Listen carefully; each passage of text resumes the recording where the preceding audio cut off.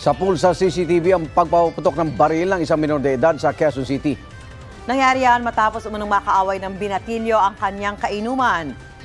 Dinampot ng pulisya ang binatilyo, gayon din ang senior citizen na nagpahiram sa kanya ng baril. May unang balita si James Agustin. Lumabas sa kalsada ang isang lalaki at bigla na lang nagpaputok pataas ng baril. Ikinagulat ito ng mga residente sa lugar.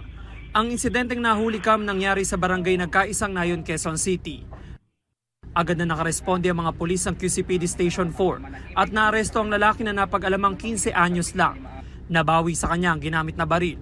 Ayon sa pulisya, nag-ugat ang lahat matapos sumanong makaaway ng binatilyo ang kainuman niya. Base sa interview namin sa kanila, about daw sa motor ang pinagtalunan nila. Ngayon, nagkaroon ng suntukan silang dalawa, nagkasakitan na gulpi ngayon itong suspect. Ngayon, kaya nakakuha ito ng baril, binigyan ng matanda na taga doon. Sa follow-up operation ng pulisya, natunto ng may-ari ng baril, ang 69 na taong gulang na lalaki. Pag-amin niya, siya ang nag-abot ng baril sa minor de edad.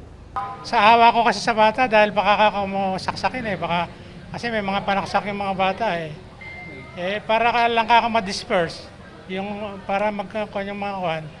Naisip ko mag-warning shot ka lang. Pero may papel mo yung baril niya? Wala. Wala namang kuhan lang yan, parang paltik lang yan. Ganaw. Maharap ang mga suspect sa mga reklamong attempted homicide at paglabag sa Comprehensive Firearms and Ammunition Regulation Act in relation to Omnibus Election Code. Na-turn over na ng pulisya ang minor de edad sa Social Services Development Department. Ito ang unang balita. James Agustin para sa GMA Integrated News. Mauna ka sa mga balita. Bisitahin at mag-subscribe sa GMA Integrated News sa YouTube. Sa mga kapuso abroad, samahan nyo kami sa GMA Pinoy TV at sa www.gmanews.tv.